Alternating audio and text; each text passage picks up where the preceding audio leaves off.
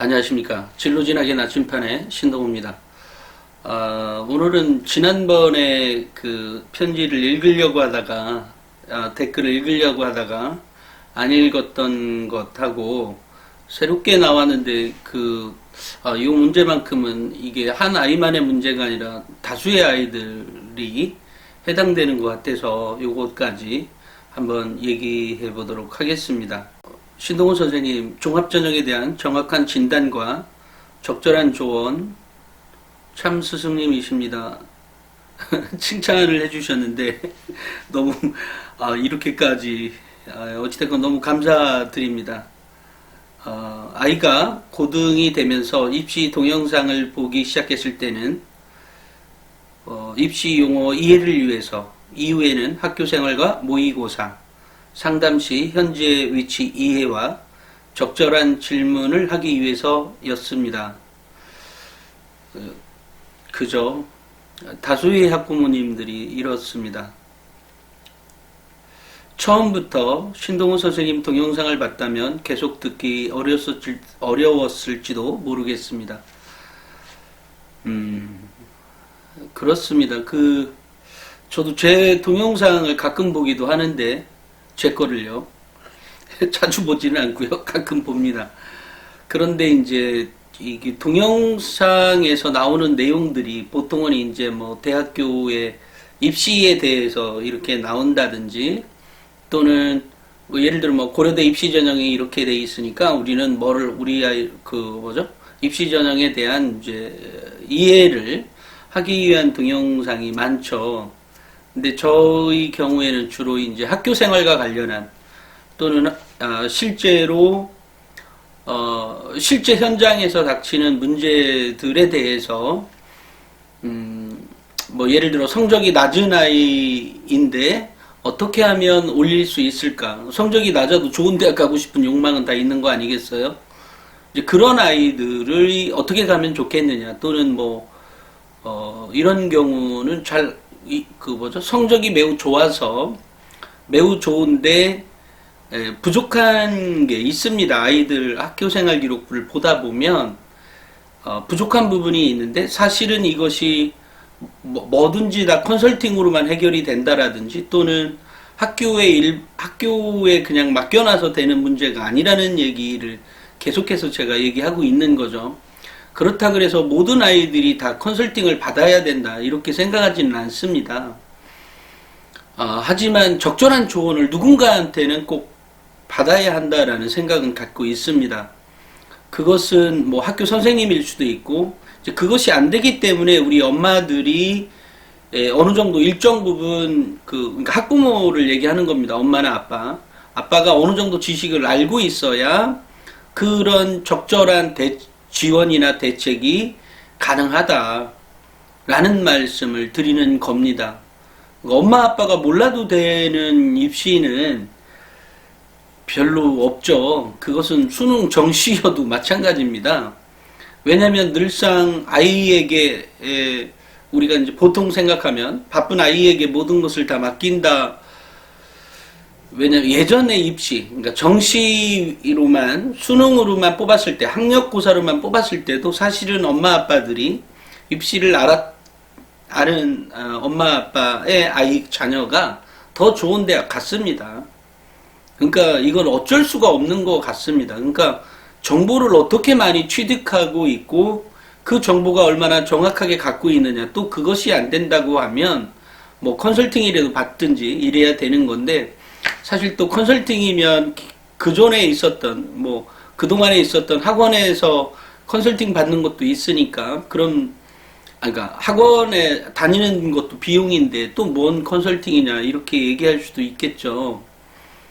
근데 제가 이제 이렇게 지나가고 보면 또 이렇게 저한테 이제 학생부를 보내오시는 분들 보면 학원에서 이제 컨설팅을 잘못 받아서인 경우도 있습니다. 그러니까 학원에서 그러니까 결국은 학원장님들도 학원의 선생님이 됐던 학원장들도 어떤 입시에 대해서 잘 알아야 한다라는 생각을 좀 갖고 있는데 또 입시라고 하는 게 그렇게 쉽게 막 지식이 막 달라붙지는 않잖아요.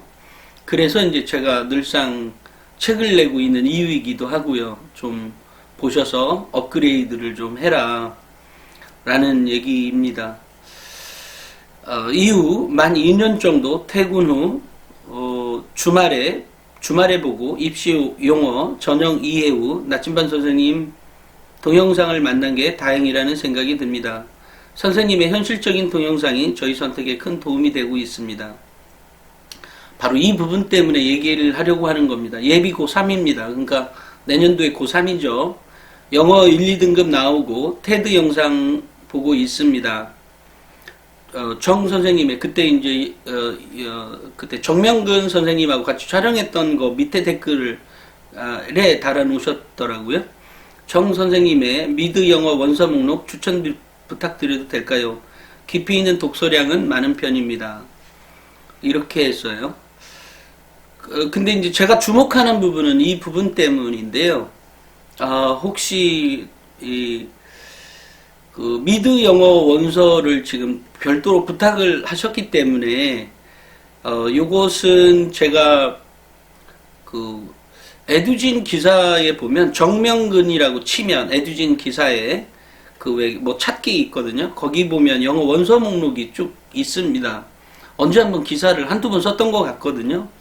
그럼에도 불구하고 필요하시다고 하면 제가 정명근 선생님 연락처를 그 밑에 써놓겠습니다.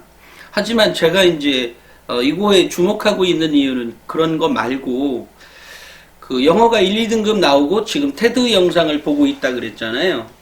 그 다음에 미드 영어 원서 목록을 지금 추천을 지금 부탁드려도 된다고 하셨으니까 혹시 영문과를 가시는 게 아니라면 영어는 이 아이 수준에 맞는 책들을 조금 더 깊이 있게 탐구해 가는 게 좋은 겁니다. 꼭 물론 추천 목록은 제가 아까 말씀드린 것처럼 그렇게 하셔도 상관은 없는데 근데 영어에 너무 몰빵하고 계시진 않을까 싶어서 이런 말씀을 드립니다. 영어는 매우 중요한 요소이긴 한데 그것이 영어를 잘한다는 게 요소에 많이 들어가면 좋죠.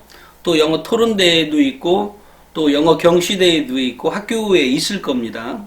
또 없을 수도 있겠지만 어찌됐건 웬만하면 다 있을 겁니다. 요즘은 영어 원서대, 영어 토론대회라든지 영어 경시대회라든지 또 영어 원서 읽기라는 부분은 꼭 학교생활기록부에 기록이 되어 있다거나 또는 학교에 공부를 하면서 세특상에 기록되어 있다든지 또는 동아리 활동에서의 뭔가가 있다든지 요 정도면 좋습니다. 그러니까 영문학을 전공하는 아이라고 하면 상황이 좀 다르죠. 상황이 좀 다르긴 한데 이렇게 너무 이렇게 뭐 몰빵하실 필요는 없고요.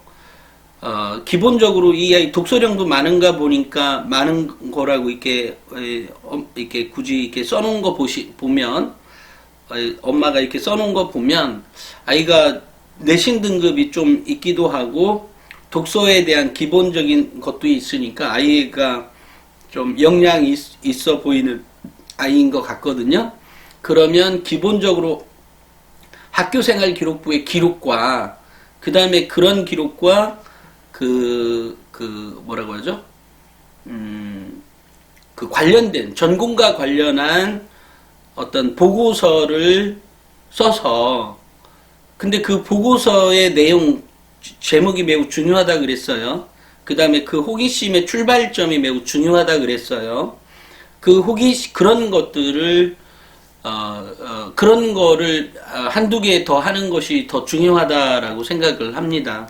그러니까 물론 뭐 요것만 질문하셨으니까 제가 아까 답변은 드렸죠.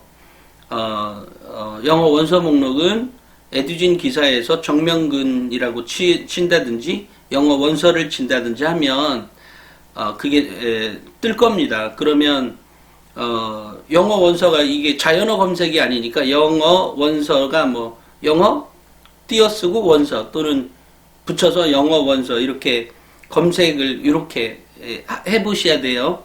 또는 정명근이라고 써야 되고요. 이게 자연어 검색이 안 되다 보니까 붙여쓰고 띄어쓰기에 따라서도 또 검색이 됐다 안 됐다 그러거든요. 그런 불편함이 있긴 하지만 그거랑 제가 전번은 따로 놓도록 하겠습니다. 어찌됐건 아이의 그 지금 현재 기록되어 있는 내용이 매우 중요하다라는 거. 물론 요번에 이제 중간 기말고사가 있으니까 기말고사에서 아이에게 막 등급 올리라고 하면 굉장히 부담스럽죠. 그죠? 아이도 더 잘하고 싶은 욕구가 있긴 한데 또 너무 무리해서 뭐를 할까봐 이제 그것까지 감안해서 말씀을 드리면 뭐 단 1점이라도 좋으니까 올릴 수 있는, 물론 그게 모든 아이들에게 다 해당이 되지만 저 밑에 등급의 아이라고 하면 사실은 단 1점이라도 좋으니까 올려라, 이 아이의 상황 따라 틀리긴 하지만 그거가 있으면 합격의 전제 조건이 될 수 있는 거죠. 그거 하나만 있으면 더 좋다. 그러니까 그거 하나만이라도 조금 더 해놓는 게 합격을 좌우할 수도 있는 거죠, 지금. 그러니까 아이의 상황을 모르기 때문에 제가 뭐라고 말씀드릴 수는 없습니다만, 어찌됐건, 너무 영어에만 너무 몰빵하지 않았으면 좋겠다. 다른 부분들까지 있죠. 또, 어쨌든 학생부의 기록이 매우 중요하다는 거 말씀을 꼭 드리고 싶고요.